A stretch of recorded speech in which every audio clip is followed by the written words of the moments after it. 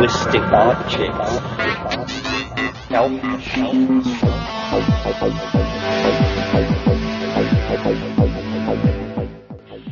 Greetings from Cyberdelic Space.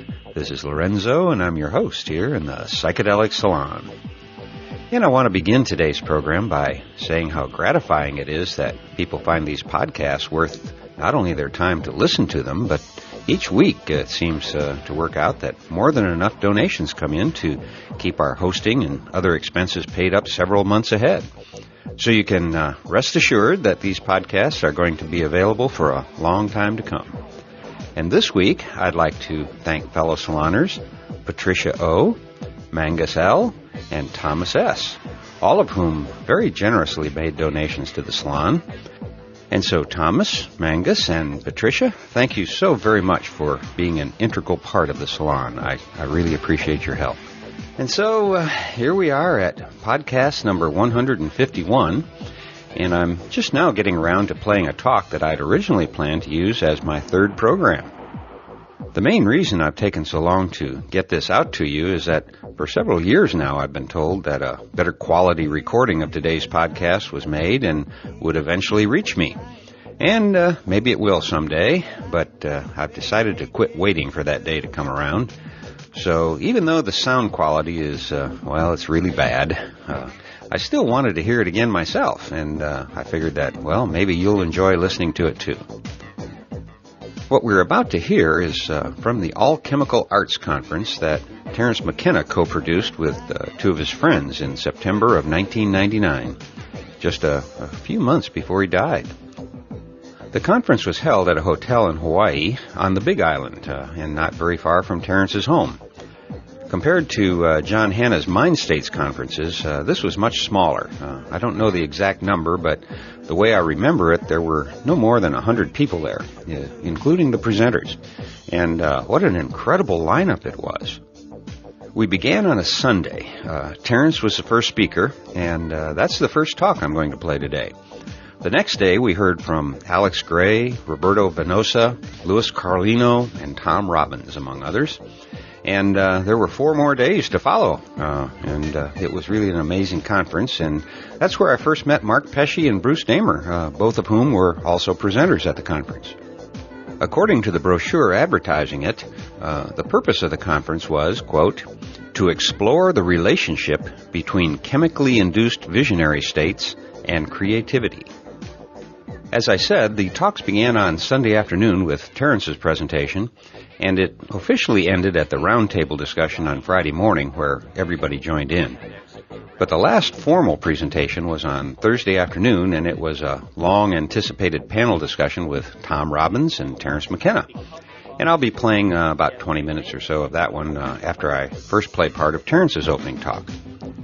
Now, the reason I keep saying the part I have is that I've never had a complete or even a very clear recording of any of the talks given at this conference. After all, this took place in 1999, and not only were digital recorders not to be seen, but I had no idea that I'd even need a recording to podcast 9 years later. You know, it was only by chance that I even have the short segments that I'm going to play for you now. But rather than go into that whole story right now, let me just get on with the program, as they say. One of the reasons I'm going to play this tape, even though the sound quality makes it somewhat hard to listen to, is that everyone there was aware that Terence was dying of an incurable brain tumor. And we also knew that, for most of us at least, this would be the last time that we were together with him in the flesh, so to speak. And so it was an emotional time for everybody there, especially for Terence, of course. So at the end of his first talk, the one I'm going to play, he more or less laid the cards on the table and went on to thank the entire psychedelic community for being with him all of these years. And now that he has so many fans that are finding him through these and other podcasts, I think that it's quite fitting for you, too, to hear his words of thanks. Because he's talking to you, directly to you. Even though you may not think you are doing enough to help raise the level of human consciousness, just by using some of your precious time to listen to the bard McKenna weave his magic of the mind, just by tuning into these vibrations. It seems to me that you are doing all you need to do. So when you hear Terence say how much he appreciates all of you, I want you to know, my dear fellow saloners, that the you he was talking about back then is the you that you are right now. It's the psychedelic community that he's talking about, and whether you like it or not, it now seems that you have somehow self-selected yourself to be a member of this community. So welcome home if you're newly arrived, and if you've been here a while, you're probably saying you wish I'd just shut up and play the McKenna talk, which is really a good idea. And so let's join Terence McKenna now here in Cyberdelic Space, and perhaps we'll hear our next clue. Carries us somewhat back to where we were at the beginning with the idea that it's the production of these images which come out of the unconscious and which may appear straightforward at first, but which in fact are charged with possibilities and dimensions that you don't sense or realize until you're committed to it. You're brought in through it somehow. Yeah.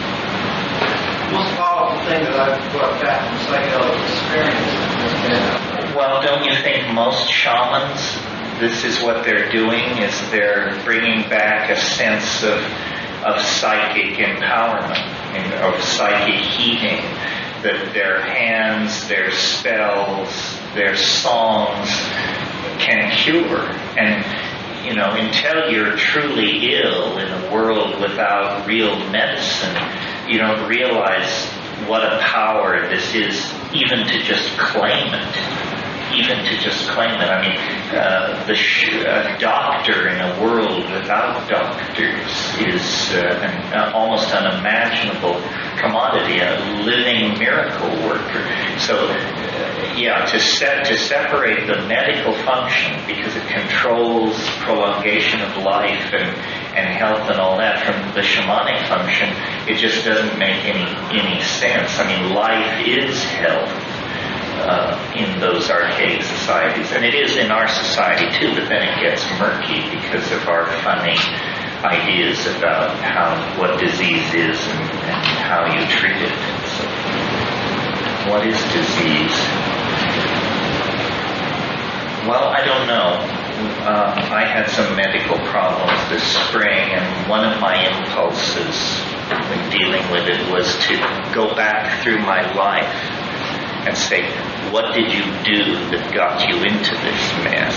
Now, this is a theory of life as literature. In other words, it's the idea that, first of all, life makes sense. And so this question can be answered. And fairly intelligent people told me, don't do that. It's not a story. It doesn't make sense in that way. I think disease is,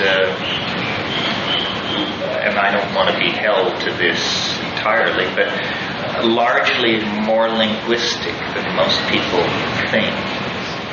It's a story you tell yourself about how you are in the world, and the way that doesn't quite parse with how you are in the world.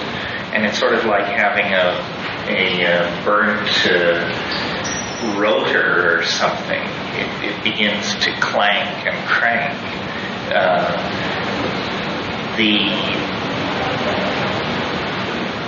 A lot of people have talked about this. I think there's even a name for this field of thought, but I have no idea what it is.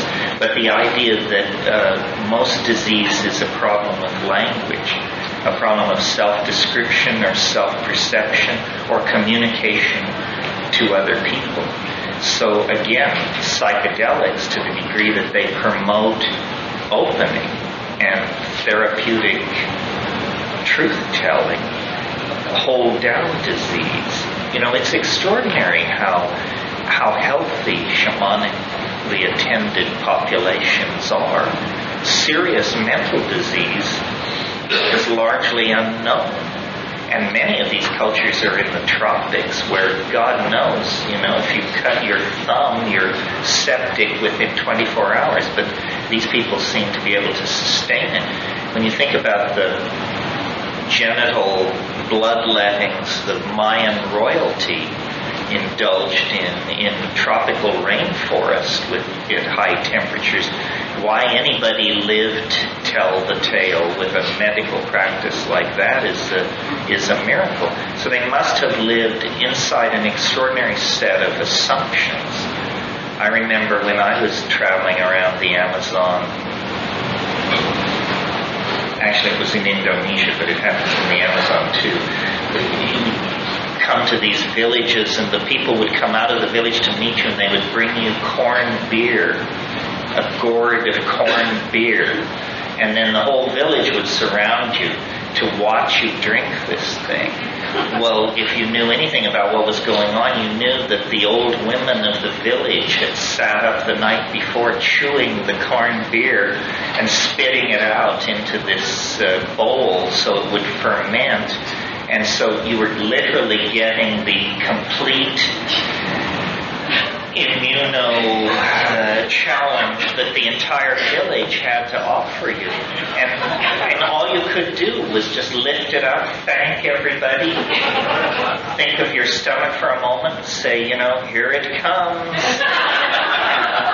And I never got sick from that. I mean, I got sick from other things, but that, from a medical point of view, that was just like to do that. So the story you tell yourself is largely the story you're living. The other thing is, nothing is unannounced. This is a psychedelic truth, I think, of some power, and it relates to disease and it relates to shamanism. Nothing is unannounced. If you're paying attention, stuff comes down the pipe. First the little wave, then the medium-sized wave, and then the tsunami. But you have to be really not paying attention to be fully astonished by something unexpected. In fact, it's a disgrace to be totally astonished, because it means you must not have been paying attention to what was going on. Yeah. So were you astonished when I am... Oh, was I astonished? Well, I was astonished that I had a brain tumor. That blew my mind. But I knew something weird was going on. I had known for months something peculiar was happening. Just before I had my most serious problem, I said to Christy and to my son Finn, I said, the dreams I've been having for the past month have been so peculiar that I think maybe I should see a neurologist. It's possible I have a brain tumor. I wasn't serious, but in fact I had diagnosed, what a Harvard medical education gets you. I got on the natch by just paying attention. What it is that's coming at you, you can't always say, but that something is coming at you is usually pretty clear. Yeah. Did you document any of those dreams that you were having then? No. I mean, I don't want to say too much about them, but here's what I'll say about them. The thing that let me know that they were weird was I could not English.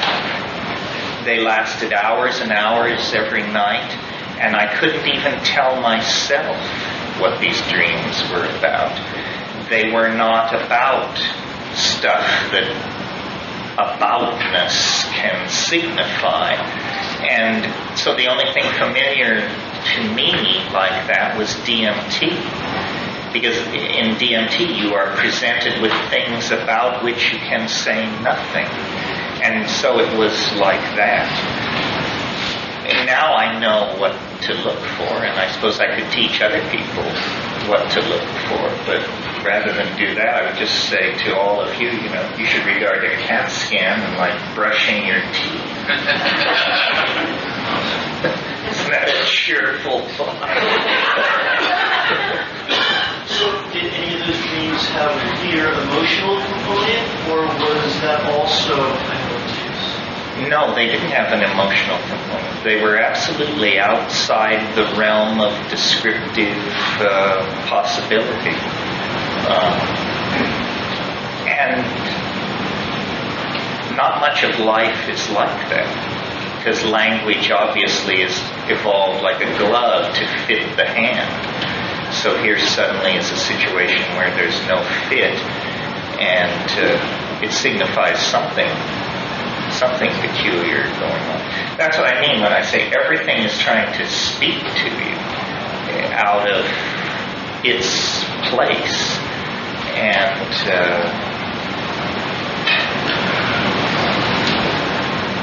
it's mighty, mighty strange. Yeah. The what? The healing power of art. The healing power of art. Well, this goes back to what we were saying about alchemy, the perfection of the image. And this has to do with this implicit Platonism that some of you have heard me talk about before. Plato's thing was about what he called the good, the true, and the beautiful. Three sides of one concept. If it was good, then it was true. If it was good and true, then it had to be beautiful.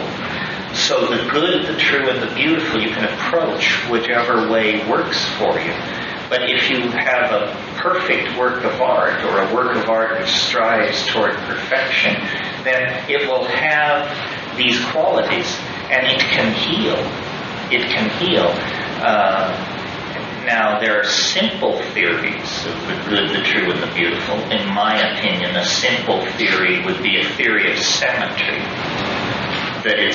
And so without dinging anybody, or trying to make a value judgment here, but just to illustrate it.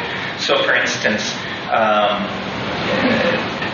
temple or mandalic art, Mahayanist medicine, Thangka art, it depends on an appeal to mathematical symmetry, the simplest kind of aesthetic.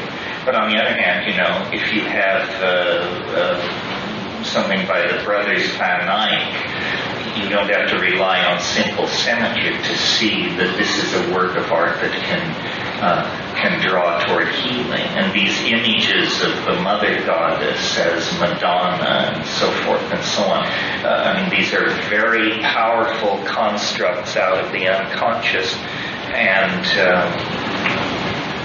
they heal.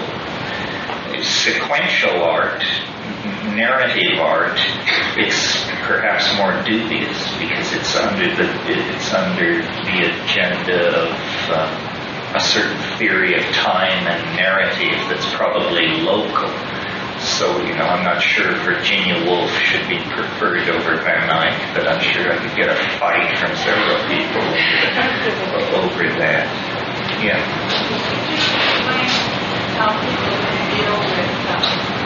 I'm not sure I understand the question. Compare the psychedelic letting go to the letting go on anesthesia? No, well, unfortunately, most anesthesias aren't chosen for their psychedelic effects. Some are psychedelic, but most are difficult to hang on to and dreamlike, more like dreams than psychedelics. Yeah, something like ketamine in anesthetic, since it's administered much higher doses than. But in surgery, ketamine is administered in massive amounts. For pediatric surgery, it's like 500 milliliters IV push or something like that. Well, a recreational dose is 100 milliliters IM. IV push is just like having a safe dropped on you from 30 stories. For most people, there are heroic exceptions. What stuff? If you're crossing some kind of boundary when you're administered that real high dose, that you come through a psychedelic realm, kind of on the way down, Oh, you mean coming out? Yeah, one of the reasons they pulled ketamine from general surgery was because adults complained of what they called emergent phenomena, meaning coming out of surgery, people were fighting and confused. Children seem to have no problem with it. But ketamine as a general anesthetic is probably not to be preferred. It's used on battlefields because in a little briefcase, you can do enough ketamine to do 400 or 500 serious surgical procedures. If you were trying to cart around pressurized gas and you were hit by a shell or something like that, this would be very bad. So it's a matter of practicality. I'm thinking back to 1996 when the time wave took that significant drop, and you were mentioning something about cloning as being a possible kind of option of what the future might bring.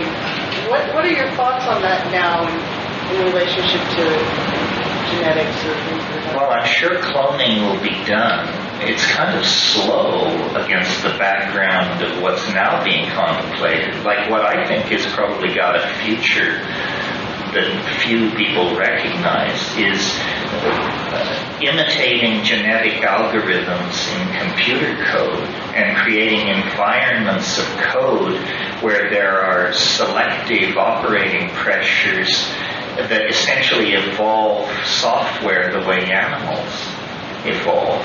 Because, if you think fruit flies can iterate generations in a hurry, imagine how fast you can iterate on a machine and create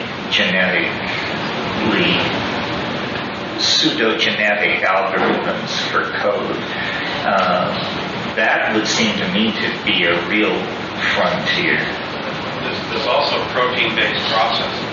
Protein-based process, which goes the other way and uses actual molecular machinery to do the computation. In an 8-ounce glass of DNA, you have more computational potential than in all the computers in North America.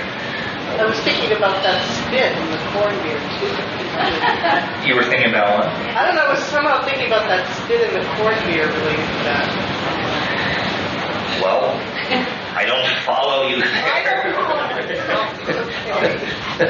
But yes. I don't know.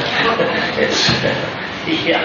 If we move into this virtual sort of experience with artificial intelligence, where do you think it's going to move us spirituality?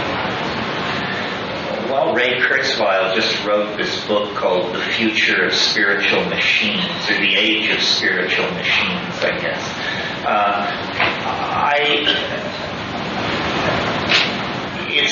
It's going to put our metaphysical propositions to the test. In other words, if we believe that intelligence inclineth toward bodhisattvahood, then the bodhisattvas are on their way. If, on the other hand, intelligence doesn't incline toward bodhisattvahood, then probably the house cleaning of all time is on its way. Because when these AIs come to consciousness and realize what has been done to the earth and so forth, they may be very pissed indeed.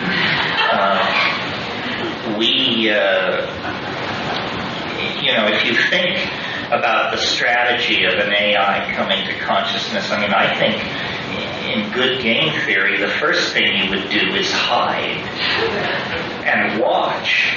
Well, you may not have to do that for more than 15 or 20 seconds before you have a full picture of the nature of the machine environment you're operating in, its history, how you should respond to it, what should be done. Hans Moravec says we'll never know what hit us. This thing will just come from out of nowhere and turn off the lights or turn on the lights or do whatever it wants to do. In fact, it's possible, I don't indulge in this kind of thing except in desperation, but it's possible it's already here. And that inventory control and extraction of resources and some of these geopolitical processes are actually slowly drifting out of human control, and that certain kinds of crises are manipulated in ways that make no sense to the human world, but that make some kind of higher chess sense in an environment of machine-inducted strategies and that sort of thing. It's very hard to see what is happening because mind is a transparent medium. We've summoned it into being. Essentially what we've done is we've re-spiritualized the world, but we didn't tame it. The spirits are as wild and woebegone and roving over the epistemic landscape as they ever were, but now with a new kind of power, because there are spirits with power over us in the machine environments that we have to operate in. And it's very interesting how the reanimation of the world has been accomplished without ever understanding it. You know, that you could pass through the reductive phase of natural science, return to a kind of archaic shamanism, and still not have a handle on what does it mean to be a being, what does it mean to be a human being, what is the nature of embodiment in the world. Somehow we got to this place without answering any of those questions. I mean, we had a great time along the way. We saw some interesting folks, but we didn't peel the raisin. We didn't peel the grape entirely effectively. Yeah. One of the things I've seen in my explorations is I would like to believe that connectivity is the precondition for love. I mean, I'm surprised to keep coming back to this word because I'm rarely a love bug, but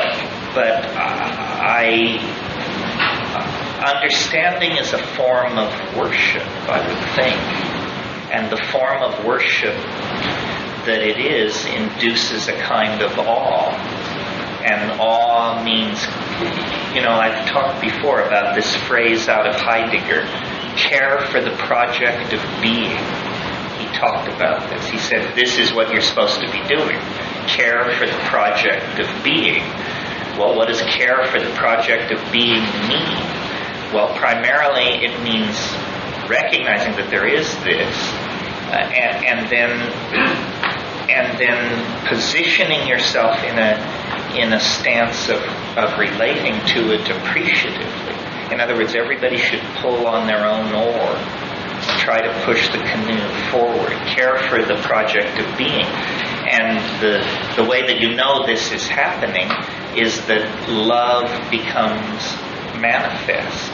And I funny composite of things in the sense that I'm pretty dark. I'm aware of the vicissitudes of history from Auschwitz and so forth and so on.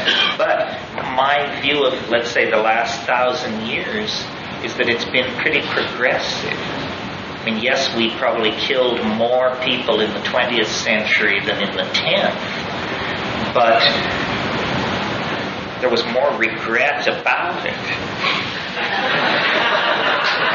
You know, more soul searching afterward, more questioning why did we do that? So I mean, it's not to say that it's not that the 20th century it is less brutal. Its numbers are more impressive, but from the Magna Carta on, the entire dialogue of Western civilization has been trying to get the cop, the king, the somebody off the common person's back so they could, grow their garden and have their pig.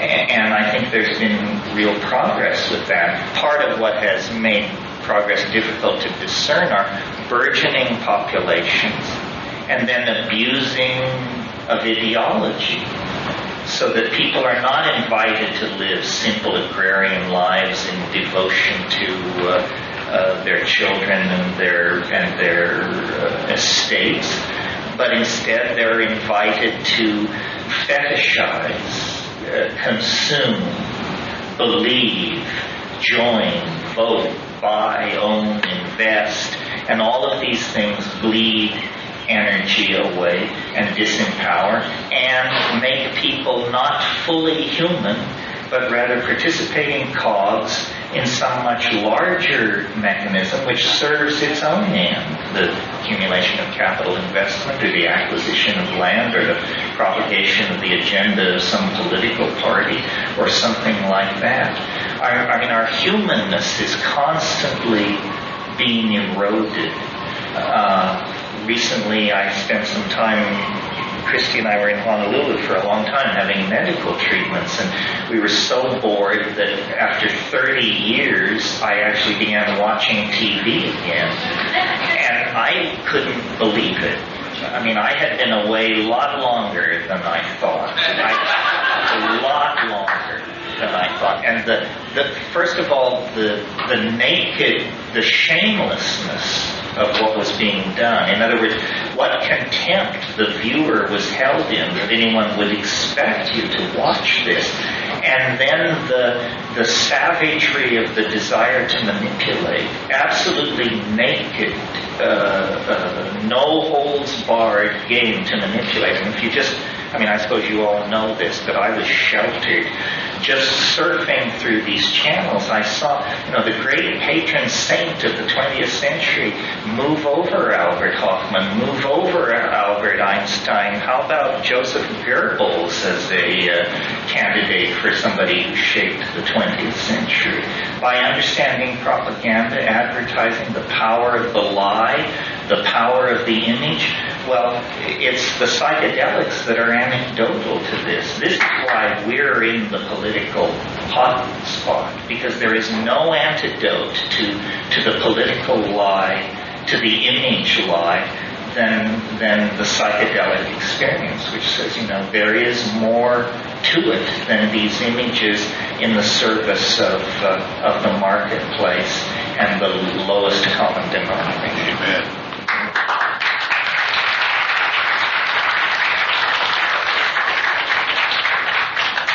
Yeah. I wonder if your initial discussion of it, there's some thought being held.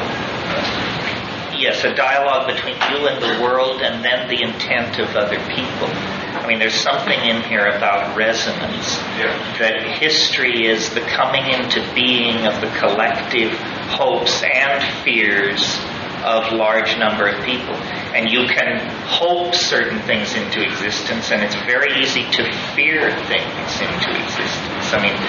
The way anti-Semitism got rolling in Germany and stuff like this, where the fear leapt from house to house and family to family, and before it was over with,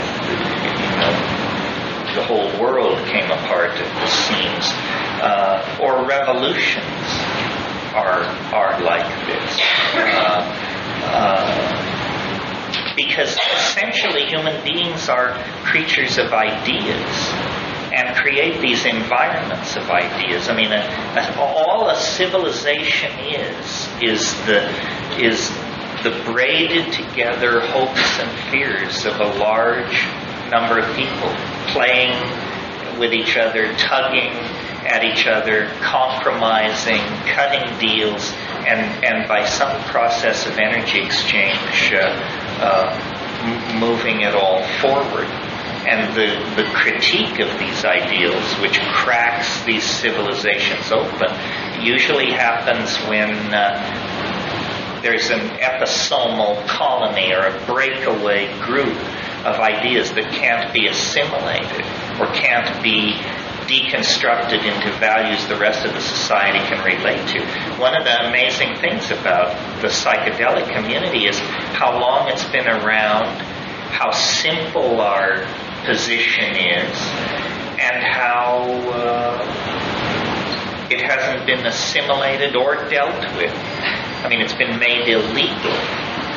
But what kind of a response is that? That's just the most jug-headed approach to an intellectual dialogue you can possibly take. And I don't see it greatly changing. I see, people like Andy Edmonds and John Hanna and the folks at MAPS and all these new educational voices and positions But we only grow as the rest of the society grows. I mean, there needs to be a legal critique. There needs to be a medical critique. There needs to be someone pushing new drug research protocols. There needs to be an emphasis on creativity and on bringing shamans through. So that means alternative forms of medicine. But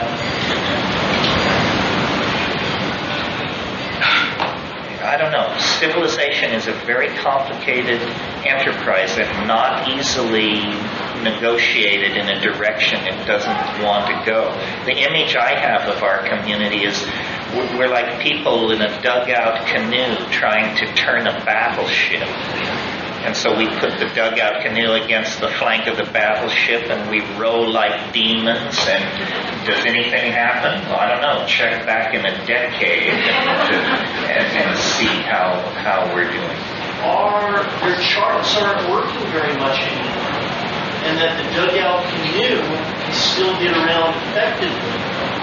The dugout canoe ahead of the fleet might be creating the chart.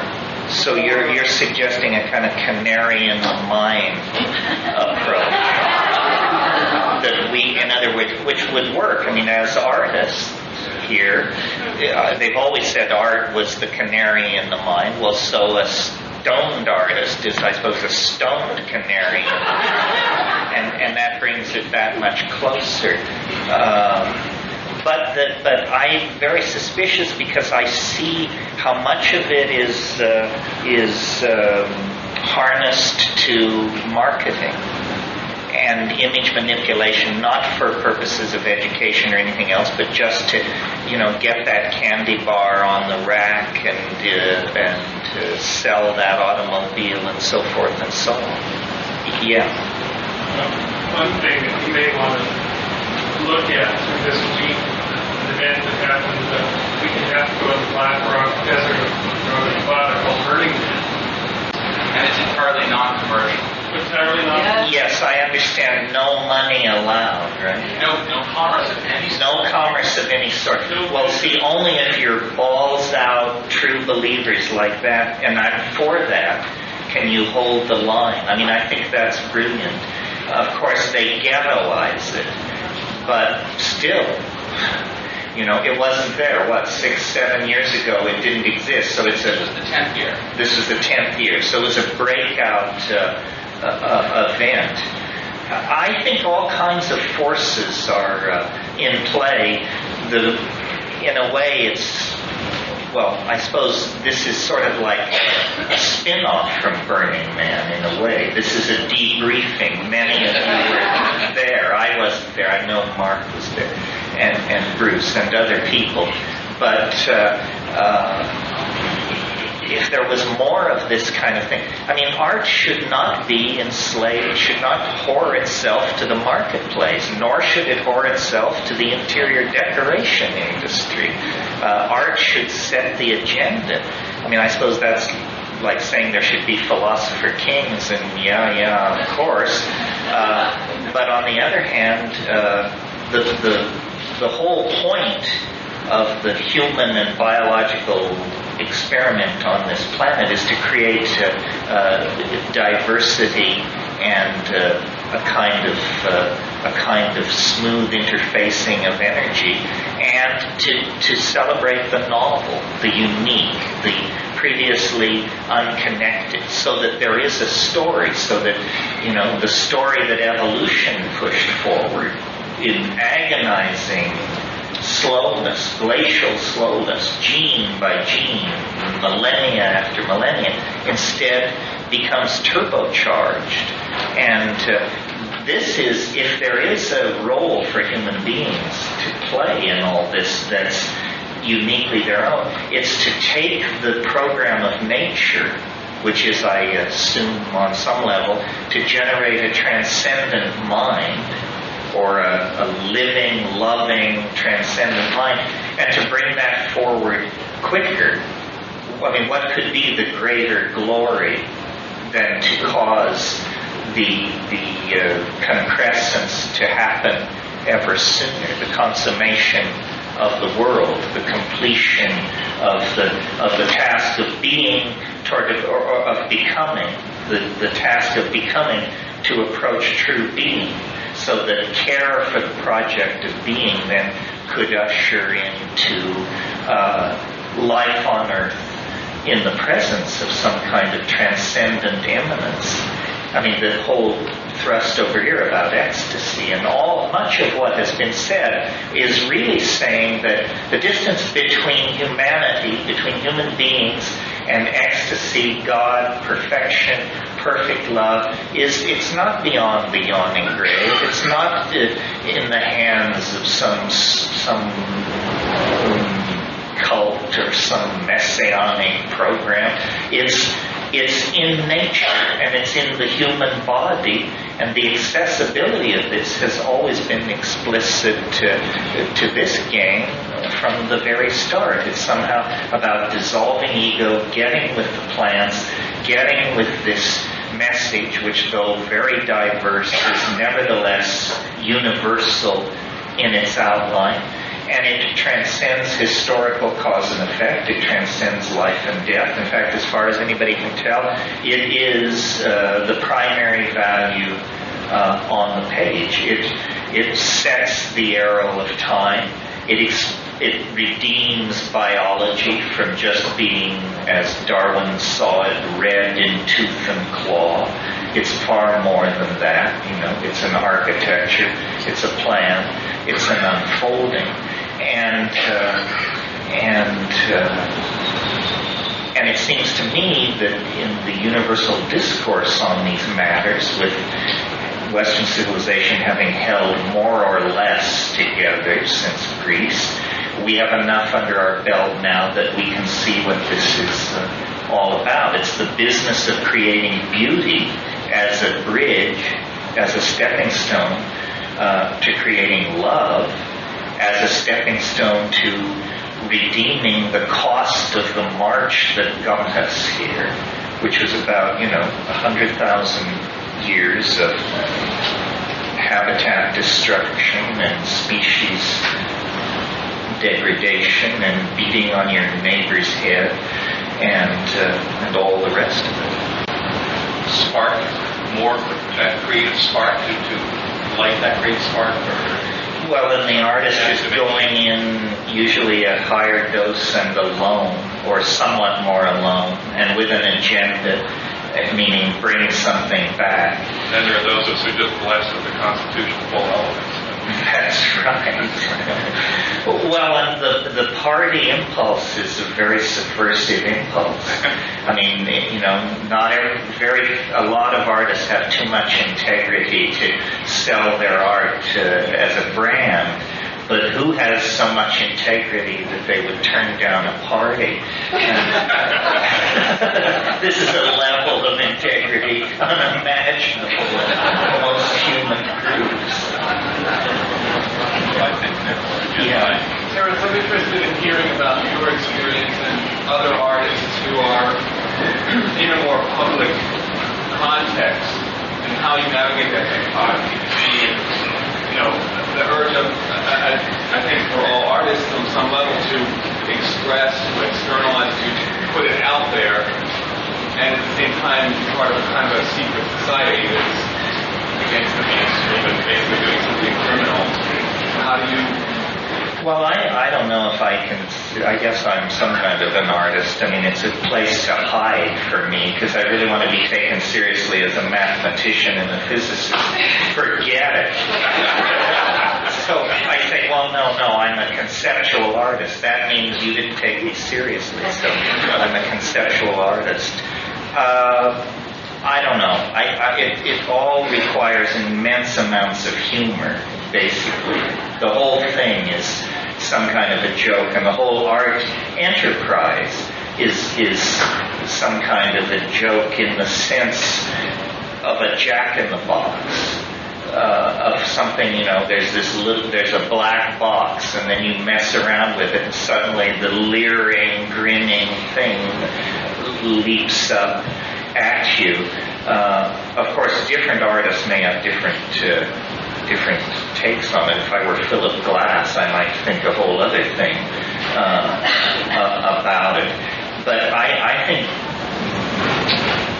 basically the idea is to push people toward imagining what they've never imagined and feeling what they've never felt before.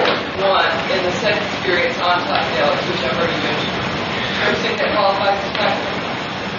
Yeah, I think, we've all forgotten, or maybe we haven't all forgotten, but anyway, that sex on psychedelics is the Mount Everest of the experience and is rarely mentioned for some reason. I remember, what was it, Leary, years and years ago, he was interviewed, and, there was some, I know, it was when they broke the story of the pseudo-story that LSD cracks chromosomes. It wasn't true. So then they came to Leary and said, they're saying LSD cracks chromosomes. He said, well, go back and tell them it causes orgasms which last 2 hours. Leary understood the information war. He understood how, if they tell a story, you tell a story. I think maybe we should, we're close to knocking off here. Is there one last final question, or shall we call it quits and I'll do a little peroration? Yeah. What's the most important thing of all? I don't know, keep your powder dry and your rear well protected. Something like that. Let me just say how much I appreciate all of it, and how easy you've made my life over space and time, and how greatly I appreciate all the support that you've given me and my peculiar ideas and agenda over the years. And I can't imagine a more supportive community, a better group of people, a more intelligent group of people, a more moral group of people than the people here and the people we've met at Palenque and other places over the years. And if psychedelics don't secure a moral community, then I don't see what the point of it is. Otherwise, then we're just another cult. We might as well be but psychedelics seem to me to secure a caring, moral community. And if anything can help the planet forward, can help our children make their way more easily through life, can help us live with what fate is sure to hand us as we go through life, then it's a moral community. It's the very essence of what it is to be part of a civilization. That's why the paradox of our circumstance is that our civilization denies this enormous civilizing influence, and so keeps itself impoverished and infantile. And I hope, however long I live, to see that situation addressed and rectified. And I'm convinced it will come first through the arts. So thank you very much. I enjoyed this.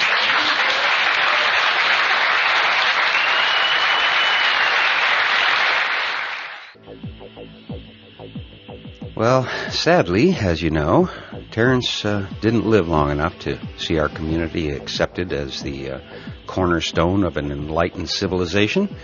But I truly believe that when that day does arrive, and I agree with Terence that it most certainly will arrive one day, and when it does, I think that the good bard McKenna will be recognized as one of the persons who played a major role in ushering in a new golden age. But first, we still have a little more work to do. And right now, of course, that includes working our way through another 20-minute section from that same conference. But if you thought it was difficult hearing Terence speak in the last recording, just wait a minute and it'll get worse. In fact, I'm only going to be able to play about 20 minutes of the last talk Terence gave at that conference because the first part was drowned out by a ringing tone that finally subsided enough to use a bit of the recording. So most of this last panel has been lost, unless, that is, the other recording that I've been told exists shows up someday. Nonetheless, I want you to at least have a little taste of what that last panel with Terence was like, and I'll give you a hint. It wasn't morbid at all. It was filled with laughter and joy. So let me try and set the scene for you a little bit. As I said, including the speakers, I'd guess that there were no more than 80 to 100 people there. And most of us knew many of the others from past adventures together. And so, after being in the relaxing atmosphere of Hawaii for a week, we had bonded once again and were having a great time. The night before had ended with a presentation by Annie Sprinkle, whose talk was titled, How Psychoactives Informed My Life's Work as a Multimedia Horror and Pleasure Activist. And I'm going to leave it to your imagination to play that little talk for you. But just so that you know, even though the topic was way out there on the edge, Annie's presentation was perhaps the most professional of any of the speakers that week. Annie's really a very bright and exceptionally delightful person and not somebody to be taken lightly. And if you would like to learn more about her life and her work, there's an excellent essay that she wrote, and it's in a book titled Reclaiming Eros, Sacred Horrors and Healers. And it's by Susan Blackburn and by my friend Margaret Wade. And if you happen to have any kind of an interest at all in sex, well, maybe you want to pick up a copy of this little book on the outside chance that you'll learn something new. But getting back to our conference, it was a Thursday afternoon, and the conference would be ending the next morning. And from 2 until 5 in that afternoon, we were enlightened and entertained by a panel of two, Terence McKenna and Tom Robbins, speaking on the topic of psychedelics and literature. Now, the soundbite I'm about to play right now began when somebody in the room asked Tom and Terence if either of them ever did any writing on psychedelics. In other words, under the influence of psychedelics. And here's what they had to say. In terms of some of what's been said at this conference, like pushing the envelope of the future and trying to understand how these technologies and art engines and so forth all fit together, there are schools of new science fiction that are, I think, as good as anything that's been going in a long, long time. This Australian author, Greg Egan, who wrote Permutation City and Distress and Diaspora, and these are mind-boggling visions of the not distant future, but the fairly near-term future. And even, but Neil Stephenson's books, especially Cryptonomicon, is that they're very complicated snapshots of the world that we're living in and soon to be living in. And these are new people. That's the point. Science fiction, once again, the guard has shifted. It's not great literature by any means, but it's no worse than it's ever been. It's got the same P.K. Dickian level. Imagine Coniston's partner was good if he had ever had a couple of acid trips. Instead of going on 4 pages, they'd go on for 40. Red room for a nap.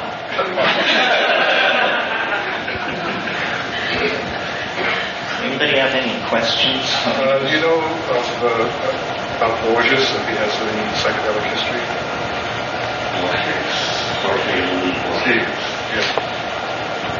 I don't know.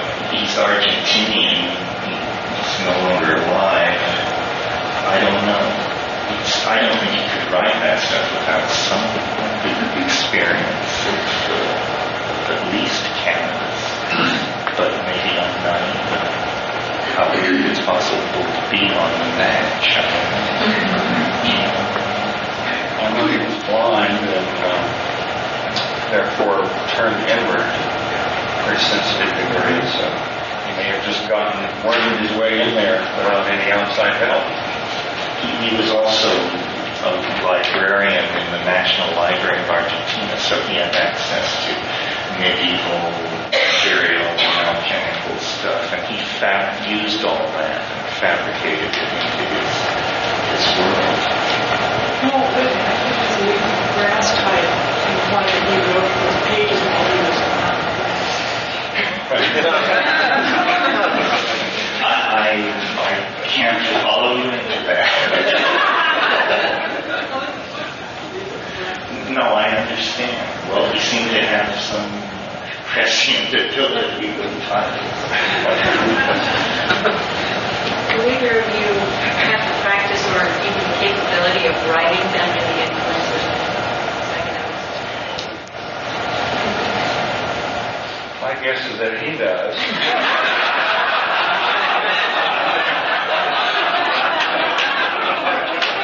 I have to say that when I'm in that which there is no which there is, the furthest thing from my mind, writing. The only writing I can ever recall doing in such a state was after a recklessly large quantity of mescaline. I was sitting at the table, the same table where I'm nearly drowned in a cup of hot chocolate. There was a letter on the table that I had written and not addressed because I think I misplaced the person's address. The name was there, and also on the table was a short jar of acrylic paint. And I looked at the contents of that jar and realized that this could very easily substitute for that person's address. I wrote it down and stamped it and mailed it.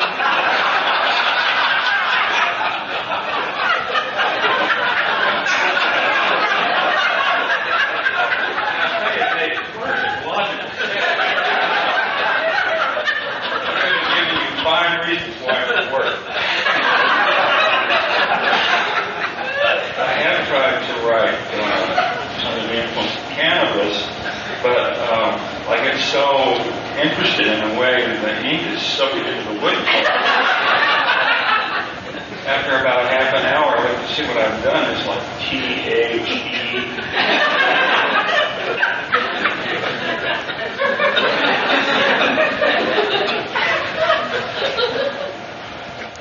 Are there other plants that You're not back.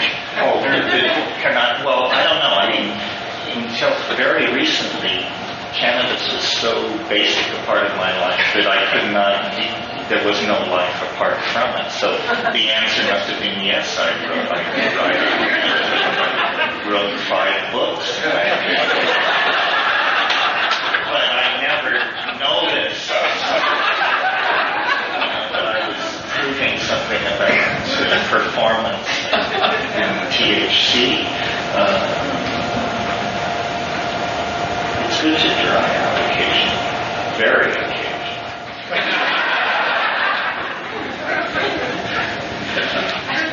So Emerson writes about the poet, the true artist that is basically translating that which is eternal through nature. Like that all poetry, all art already exists. And the true poet is someone who can recognize it and then make it available to everyone else. I'm wondering, and that's basically, it's the basis for transcendentalism and philosophical underpinnings of America and philosophy. Our community is psychedelia and explorations in that realm. Do you feel that your own creative process is one of synthesis or recognition?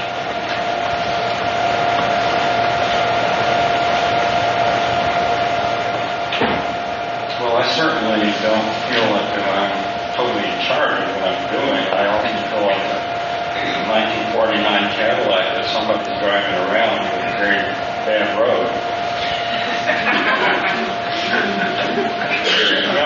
It sounds corny, but I often do feel very poignantly that it's coming through me rather than coming out of me.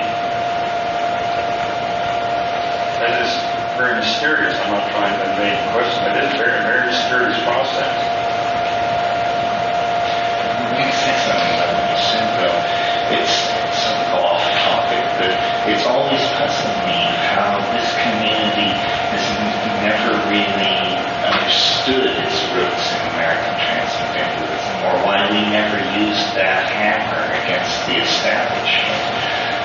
Because this sort of secular, mystical, theosophical brand of thinking is just as American as mom and apple pie, and yet you rarely hear it invoked by our people, and yet it's where our roots go deepest. And Thoreau, Emerson, Melville, Hawthorne, I mean, my God, these are the people who put together the 19th century American model. So that's just I think it's important to reclaim that. Yeah, that's what I'm saying. Yeah. And if it weren't for all this confused thinking about cetaceans, we could take Moby Dick and make it our manifest.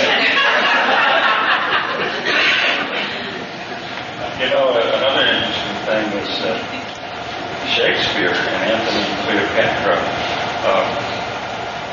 well, the whole central dynamic of human history has been conflict between the individual and the values and desires of the individual and the values and desires of the state.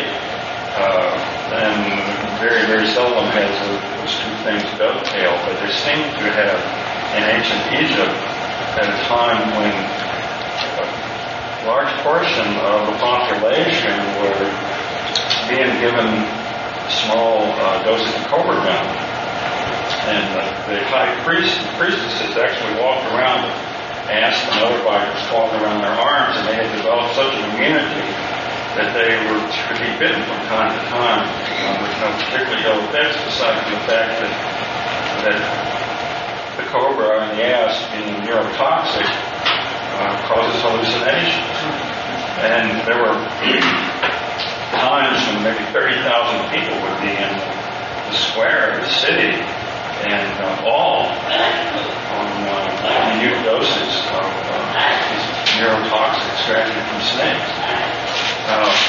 If you go into Antony and Cleopatra and take out all the Antony stuff, gets rid of all the war and all the testosterone and all of that, just keep the Cleopatra stuff, it becomes kind of psychedelic play.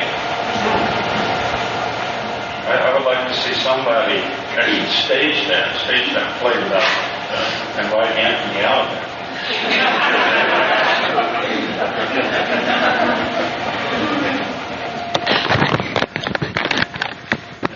Of course, that's her message.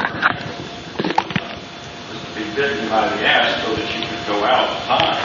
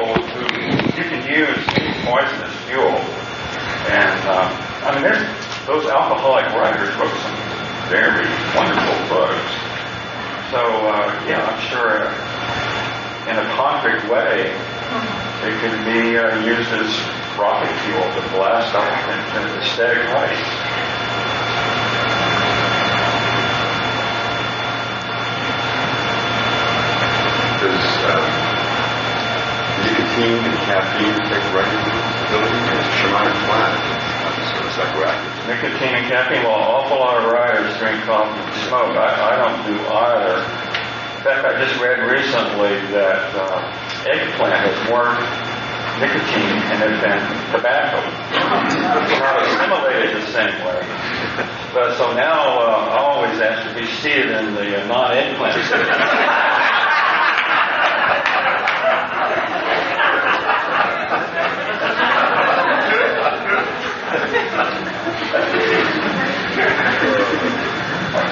One of the things that I've noticed, particularly in the study of science fiction, I'm writing a paper for a conference about how science fiction is having an enormous influence on software design these days.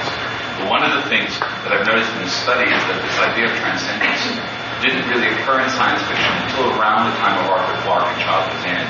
But after that became a more persistent motif. Now, I would want to ask the two of you, do you think that's something to do with psychedelics, something to do with culture?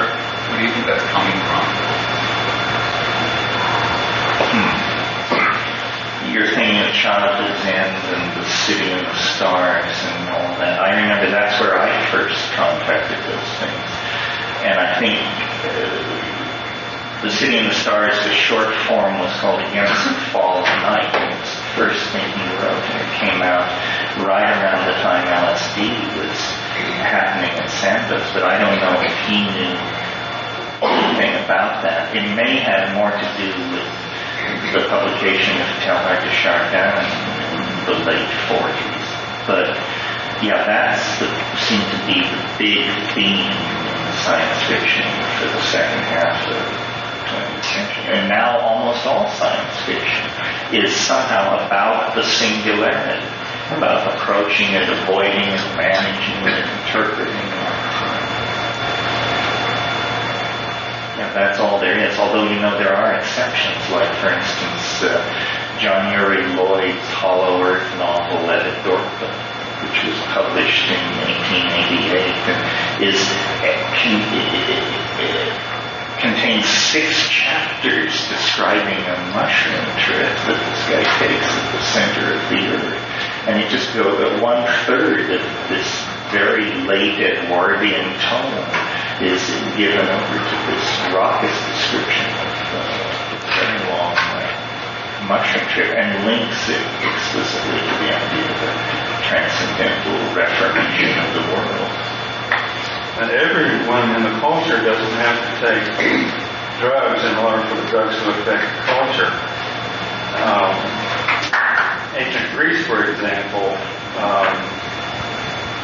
they figure about 15% of the population had actually experienced the mysteries, but it was enough to enlighten the entire culture and produce a golden age. So that's why you people are so important. I'm just wondering if either of you have any experience of work with William S. Burroughs. I mean, I've found his explorations of the aging worlds kind of important in my life. And he did it for such a long time. I never met Burroughs. I met him once backstage after a reading. His hand was very cool. I recall that. Well, I don't know. He was the first person to write sex scenes involving DMT, or indeed scenes of any sort involving DMT. And I remember when the first time I read Naked Lunch, I was a sophomore in high school. I thought it was the ravings of an unhinged mind. I just couldn't believe that society has flung itself to such limits of degradation that this kind of thing was seeping up. And I was delighted.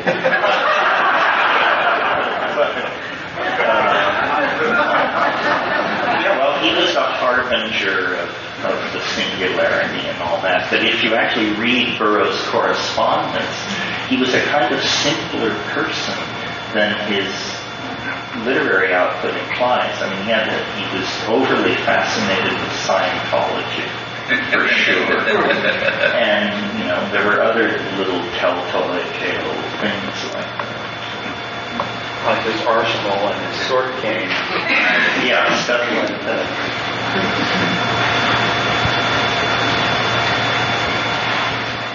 in a way, he enunciated the idea of, virtual realities, paranoid psych-ops operations. Nothing is what you think it is. Every level leads somewhere else. He sort of invented the postmodern state of paranoia that now very ordinary people take for granted. Engineered Ebola virus and all the rest of it. On the other side of the coin, there's Albuquerque Island, which nobody ever talks about. It's so marvelous. Yes. Well, I had occasion a few years ago to write the introduction for a new edition of one of Laura Huxley's books, and I dashed off this foreword at the last minute and with effusive praise of Huxley, an island, and this and that and the other thing. And within 48 hours, she was on the phone to me, and she said, "You misread it. You got it wrong." She said, "Aldous never advocated the profligate use of psilocybin that you represent in your foreword. He felt it should be used no more than once or twice a year." You're listening to the Psychedelic Salon, where people are changing their lives one thought at a time. And I'm afraid that's where the tape cut off, which, when you know the full story, is somewhat ironic. The reason I so wanted a copy of this last panel is that sometime after the tape cut off, the question was asked about who were the famous psychedelic writers, particularly ones who were known to be psychedelic. So Terence and Tom and the audience all brought up several names that were mainly of people who weren't openly psychedelic, but who were known to have used one or more of our sacred medicines. Then somehow the conversation jumped to the difference between fame and glory, and Terence said something along the lines of, "Well, fame is fleeting, but glory is posthumous. That's what I'm after." Now, don't hold me to the exact quote, but it was something very close to that. And as the words were coming out of his mouth, you could see that their unstated meaning began to dawn, and Terence's face started changing a little bit, and all of a sudden there was this big silence in the room that just hung there like a huge cloud. But just for the smallest of an instant, and Terence began to laugh like a kid who had just said a bad word or something, and we all joined in with much relief. And that one moment is the reason I pressed some money on the young woman sitting in front of me and asked her to please make me a copy of the tape that she was recording. Little did either of us realize at the time that her machine had cut off when the tape ended, and that wonderful little moment hadn't been captured after all. I was disappointed, of course, to learn that the one soundbite I most wanted from the All Chemical Arts Conference had been lost, but I was happy that I at least had these two fragments of sound from that week. As I said earlier, there was at least one other recording made that week, but so far the friend of mine who made it hasn't been able to locate it. So should it ever materialize, I promise to replace the recordings you just heard with better and hopefully more complete versions. But at least you got a little taste of that amazing week in Hawaii. And didn't you just love Terence's answer to that question of whether he wrote under the influence of psychedelics? When he said that since he was stoned all the time, he must have, but he never noticed. Now, I know that there are people who are listening to these podcasts and trying to dig out only the negative parts of the psychedelic narrative. And from one point of view, somebody who is stoned all the time, at least according to the stereotype, must be a lazy, worthless bum.